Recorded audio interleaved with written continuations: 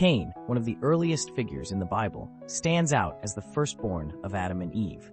His story is a complex and cautionary tale that answers deep questions about human nature, sin, and God's amazing mercy. Born after the fall of man, Cain represents the struggle between good and evil that resides within every person. From his birth, Cain was expected to fulfill God's purpose, but his choices led him down a dark path that would mark history forever.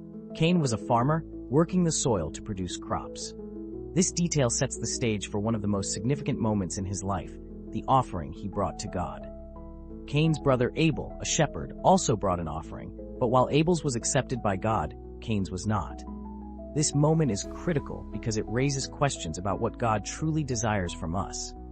It's not just about the physical offering, but the heart behind it. Abel's offering was given in faith and with sincerity, while Cain's was lacking. God, seeing the intentions behind both offerings, rejected Cain's. This rejection wasn't because God didn't love Cain, but because God wanted Cain to learn and grow. This event ignited intense jealousy and anger within Cain.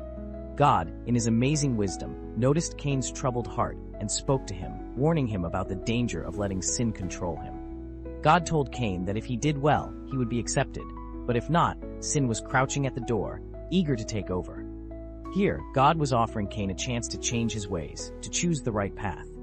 But Cain, consumed by his emotions, ignored God's warning. In a tragic turn, Cain invited Abel to the field, and in a fit of rage, killed him. This act of violence, the first murder recorded in the Bible, was a direct result of Cain's failure to master his anger and jealousy.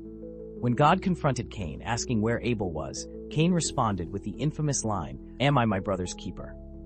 This response reveals Cain's attempt to evade responsibility for his actions. God's response to Cain's sin is a mix of justice and mercy.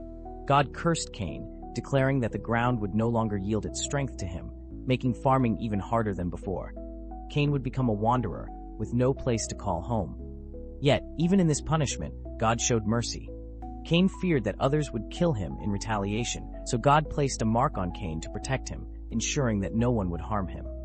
This mark, while a sign of God's judgment, also demonstrated God's continued care for Cain despite his grave sin. Cain then went on to live in the land of Nod, east of Eden. He built a city named after his son Enoch. Cain's descendants continued to shape human history, contributing to the development of civilization, including advancements in music, metalwork, and agriculture. Yet, the legacy of Cain is forever tainted by the act that set him apart as a symbol of sin and disobedience. Cain's story answers many questions about human nature and our relationship with God. How did sin enter the world? Through disobedience and the failure to control evil desires. Where does jealousy lead? It can lead to destruction if not checked. Who is responsible for our actions? Each of us is responsible, and we must face the consequences of our choices. Why did God still care for Cain after his sin? Because God is merciful and desires for all to turn from their wicked ways and live. This story encourages us to examine our own hearts, to bring offerings to God with sincerity, and to be our brother's keeper in all we do. Through Cain, we learn that while sin is ever present, God's grace is always available, urging us to choose his way over our own. Cain's legacy is a powerful reminder of the choices we make and the God who continues to call us back to him, no matter how far we've strayed.